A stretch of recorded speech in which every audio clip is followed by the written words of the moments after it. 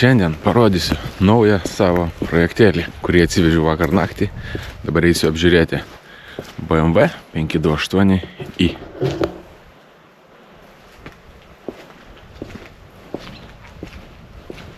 Ką žinau kol kas apie automobilį, kad nuleistas ratas galinis. Iškart blogiausia mano mąstymas iš karto, kad bus skylės ratlankis, reiks virinti. Bumperis priekinis pažeistas, reiktų lituot, dažyti, nusulituotas, reiktų tvarkyti, dažyti. Čia kampukas ir sparnas. O didžiausia problema tai yra, kad jisai kala variklis. Nežinau, ir kalenimas toks lyg iš galvos, iš viršaus. Tai reiks pažiūrėti, kažkaip nustatyti gedimą. Tai dabar varysiu į garažą, nusikelsiu ir bandysiu nustatyti gedimą. Dar kažkokių asistentų yra linijų palaikymas. Okluzonas, matau, yra. Gal ne pats tuščiausias. Sėdynės mane nelabai tenkina. Tai kol kas tiek. Važiuojame į garažą, ieškosim problemas, kas čia yra. Ir bandysim jį prikelt, pagražinti, paruošti eksploatacijai. Nupirktas beje už 4000 eurų.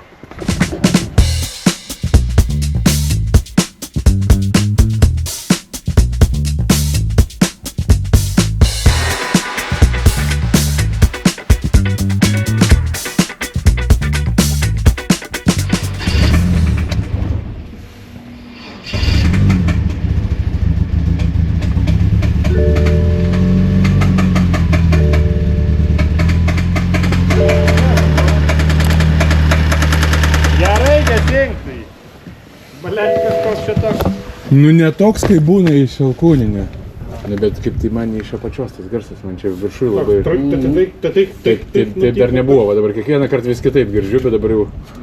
Nes tada buvo tai vienodai, toksai tik, o dabar va tokie va tik, nebuvo net, kad užtiltų, kaip dabar. Žodžiu, pirmi simptomai buvo tokie, lyg variklis labai garsiai kala ir blogai labai. Vėliau akumą pajungus kitą, jisai ir užsivedė lengvai, jau neužkandinėjo variklio ir Plius dar kažkaip neutralų nuvažiuojant, toks vaizdas lyg benzinas baigėsi. Labai tikėkimės, kad čia bus kažkas su kūro sistema, su kūro siurbliu arba purkštukais. Jeigu taip, tai tada, manau, gan greitai čia viskas išaiškės. Jeigu ne, tai gal dar ten ir nepaaiškės.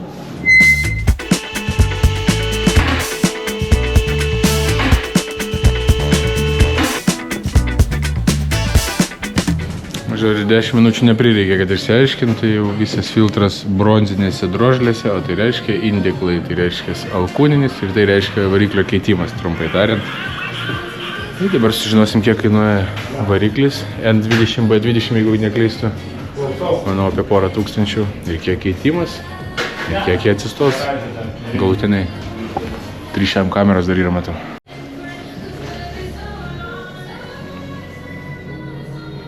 Nelabai čia GoPro fokusavai, bet vitarpas vis ir matėsi. Kepaliukas leidžiasi. Nelabai gražus, bet naujo tikrai nekeisi. Tai ką, iš karto nuėmiau bumperį, todėl kad jisai yra lūžęs. Aš tokią neremontuoju tokių, galbūt kažkam reikės parduosiu. Čia yra lūžę, čia yra lituota. Tas kampas irgi mačiau yra lūžęs, lituotas. Kampukas, žodžiu, čia nesąmonė, aš tokių nemėgstu snargliavimų. Tas bumperis nemanau, kad ten bus labai brangus.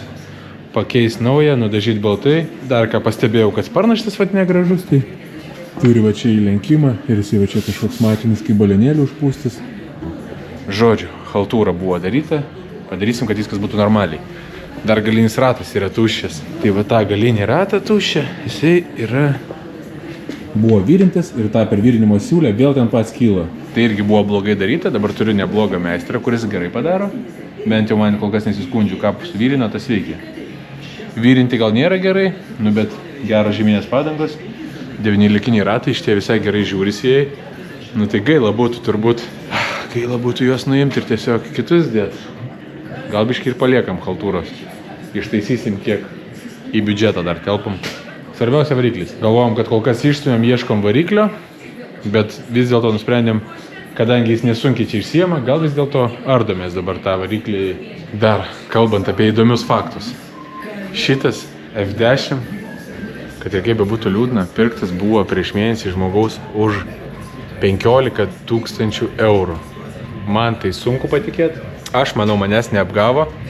Ir tai labai liūdna. Pirikupiška kaina jo 4000, bet aš net pirkdamas už 4000 iš tiesų labai svarsčiau ir galvojau, ar man to reikia. Nu tikrai, jeigu variklis 2000 plus keitimas ir ten plus bumperių tvarkymai yra, čia dar ką patvarkyti, tikrai investuosiu tikrai minimum ten 3-4 gal tūkstančius. Tai nežinau, už kiek jį galima parduoti, bet tai nežinau. Man kol kas galva neišneša 15 000 eurų. Kažkas žiauriai apgavo. Tai vad gaila, kad dėl tokių žmonių visus pirikupus vienodai nurašo, kad visi tokie patys, bet aš taip negalėčiau pasilgti realiai už 15 000 tokį parduoti. Nu negaliu pasakyti šūdą, bet nemažai defektų yra tokių smulkių, kur už 15 000 turbūt viskas, o stabdžių diskai. Pavyzdys, nu, už 15 000 jie negali būti tokie stabdžių diskai, nu, plem. Čia jau tiek galima buvo investuoti, nes čia aš garantuoju, kad čia užsidirbta normaliai.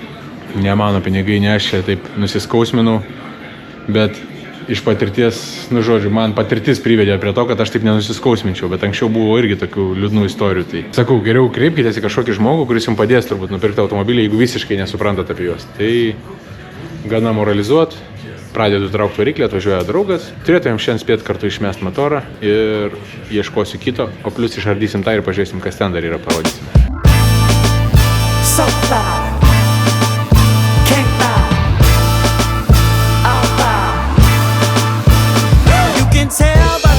Down south blues, a smooth cat like me got nothing to lose, cause I'm an outlaw. Variklis iš 100 užėmė, mano nuomonė, kažkur 2 valandas, nežinau. Bet čia dar su visokiais atvežimais. Šito iškelėjo, su kabliu, kuris turėtumas iškelt variklį. Visas apstepalavęs, bet esmė turbūt kas tam karterį darosi įdomumas visas. Labai mažas, bet palyginus galingas, 108 kW iš tokio 2 litrų varikliuko. Turbinytė va tokia va vaikiška. Čia kaip burvina, jei.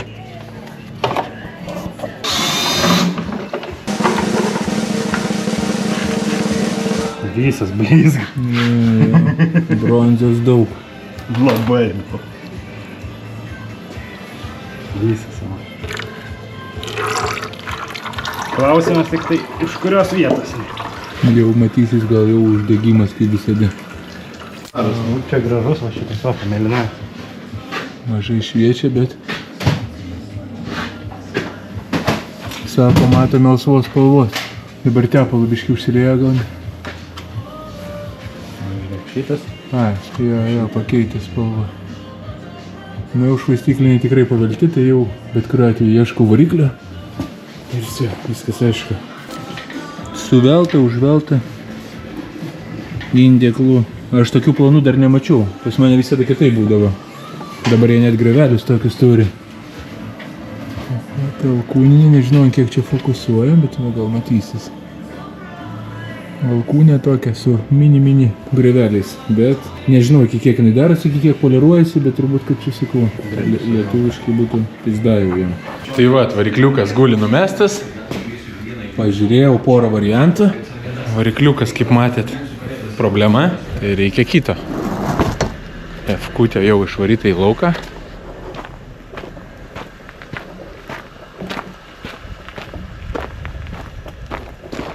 F-kė laukia savo eilės, kada atvažiuos variklis, o variklis dėvėtą pliką radau už 2000 eurų. Jeigu savo seną atiduodant ir perrinktas variklis, 2500 eurų reikia damokėti. Tai vat link to variantų ir linkstu, bet gal dar šiek tiek pasidėrėt ir būtų gerai į 2000 tilpt su perrinktų varikliu. Tai tada rida automobilį nukrist. Aišku, aš jas nekeiščiau, bet realiai tai važiuotų vėl ilgai 100-200 tūkstančių turbūt drąsiai. Tai ieškau variklio ir bandysim keisti.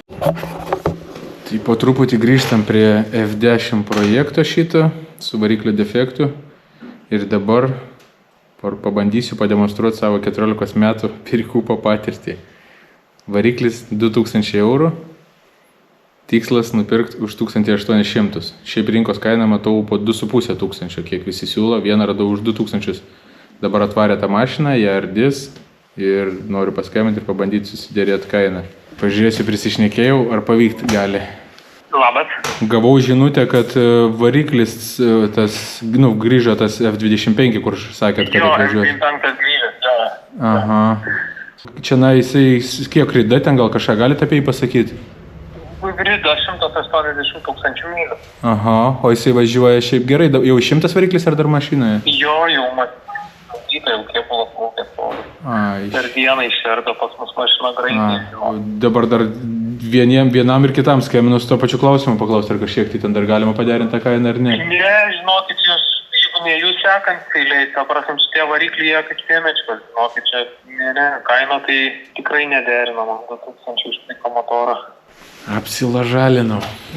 14 metų prikupo patirtis 5 eurų nenusidėrėjau. Atvažiavau nusipirkti varikliuko N20B20. Reiks kažkaip pasikrauti. Tai ir naujasis mano varikliukas. Neatrodo, kad būtų labai apibėgęs. Karteris matau, kad netoks, bet paėmėjas kaip ir pas mane turėtų būti šitam gale. Dėl to čia viskas turėtų būti gerai. Tepalo filtras vietoj likęs, škyvas matau yra. O daugiau bevikliukai išsukti visi, kiek matau. Ne, yra, va čia keli. Tai variklis paimtas ir jisai štai čia. Į šiam bagažinėje telpa viskas. Bet skamba įdomiai. F-kės variklis jau šiam važinėja. Tai motoras jau perinktas, atvažiavau, įstumsim F-kį garažą ir dėsis į vietą. Tai va, jau naujas motoriukas atrodo va taip. Švarus, gražus, bet tepalėlių visas tarpinės pakeistas pilnai. Ar kažkas nepakeista? Kažkas nepakeista. Visas pakeitėm tarpinės, žodžiu. Stumėm. Ir jau iškyla problemėlė, negalime važiuoti, nes rankinis užsitraukia ir reikia atleisti kažkaip. O kaip jį atleisti? Arba per diagnostiką, arba kažkoks servizo variantas atleidėjas. Kažkoks gal bagažiniai būna. Tai dabar googlinam, ieškam ir to atleisim ir įstumsim. Pereinama prie variantą, kad reikia atlaisvinti suportus. Diskai nelabai gražus. Žodžiu, atjungsim fiškę, paduosim pliusą minusą. Tai kodėl čia 3 laidai jau įtartina. Atsileidžiam vieną pusę, antrą ratą nuimam ir tą patį pakartojam. Ką tik paieškojau informacijos, tai taip ir rašo, kad jeigu variklis yra išimtas, nuo pavarų dėžės atjungtas laidas, tai žodžiu, ta kan linija nutrukusi, leidžia užtraukti rankinį, bet neleidžia atleisti. Nu tai darom mechaniniu būdu, rankiniu būdu atsileisim ir tuo stumsim. Kad užtrumpintų biškį kibirkšties pradžiai. Biškį kibirkšties būt. Ir visada šitą šūdą reikia daryti tada, kai šalta. Atsimenu su Passatu, žiemą, sušalę, ten atleidinėjom. Kodėl vasarą čia nereikia tą daryti? Palatė, aš atjungiu dabar. Jo, taigi gerai, dabar kaip bandau. Visada yra variantas.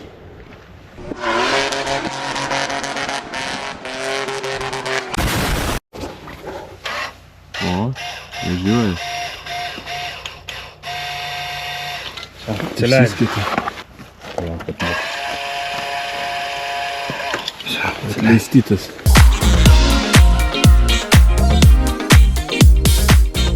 Čia jau turėjo būti paskutinis kartas, kai rankam įvažiavo, sekantį kartą. Tikėtina, kad važiuos jau pati, bet kai praktika rodo, retai taip gaunasi. Kadangi čia jau esam, tai ir įkelsim šitą varikliuką, toliau liks sukinėjimai. Dar užsakyta porą vamzdelių.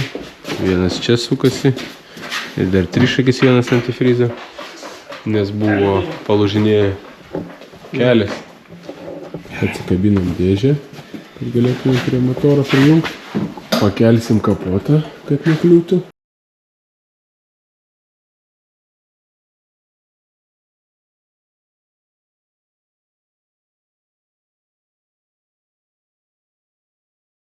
Variklis vietoj. Viskas. Sekantis žingsnis važiuos. Dabar reikia tik galvoti apie sparną ir bamperio nudažymą. Čia ilgiausiai užims laiko tas dabar suderinti iki tol, kol jinai bus pilnai paruošta. Sugrįžtam po trumpos pertraukėlės. Sėdim F-kei, F10. O tai reiškia, kad...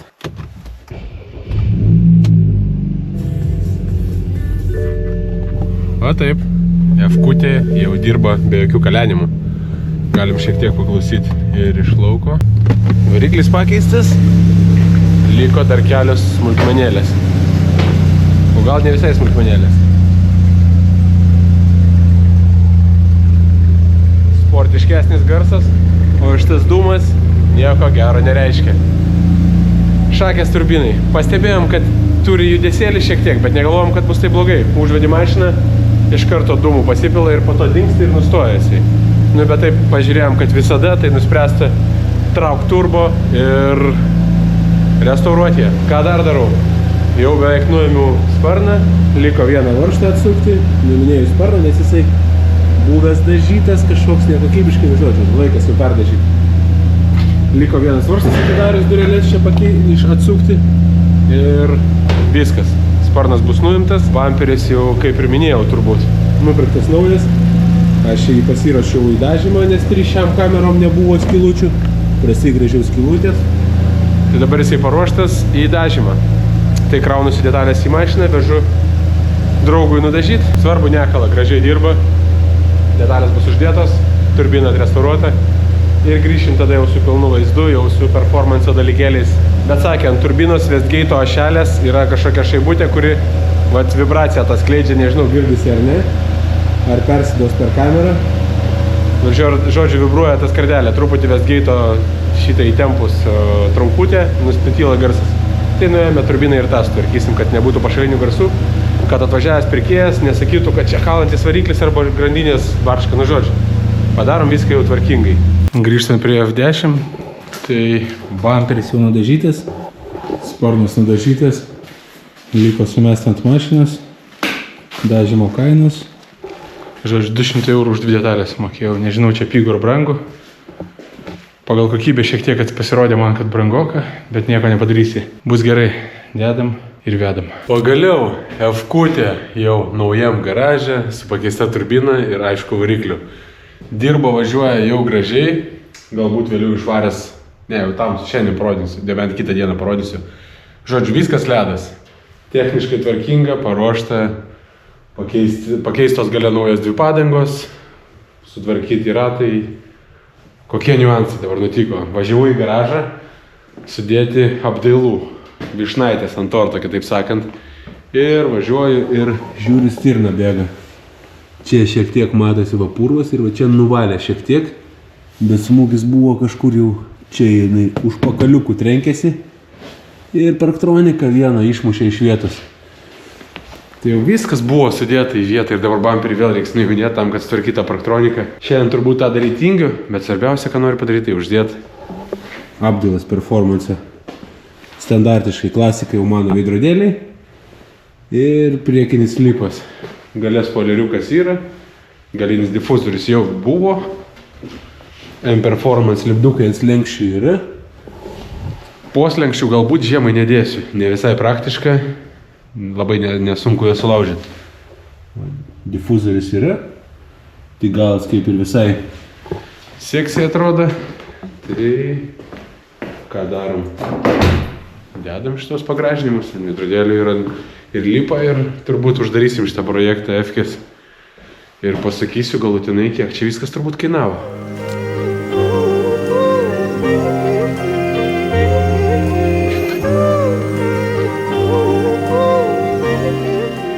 Dar kartelį pavyzdys, kaip pasikeičia vaizdas. Čia naujas jau dangtelis veidrodėlio ir taip atrodė senas. Mano nuomonė gražiau. Galbūt šiek tiek tiurlingas, bet blizgas, šviežias, gražus, nematinis. Man patinka. Dedam antrą, dėsim lipą. Viskas. Mašinytė paruošta, liko nuplauti ir padaryti gražių kadrų, nuotraukėlių ir pardavinėjų. Galbūt išeis video ir šis automobilis dar bus pardavime, jeigu kažką dar neparašykite.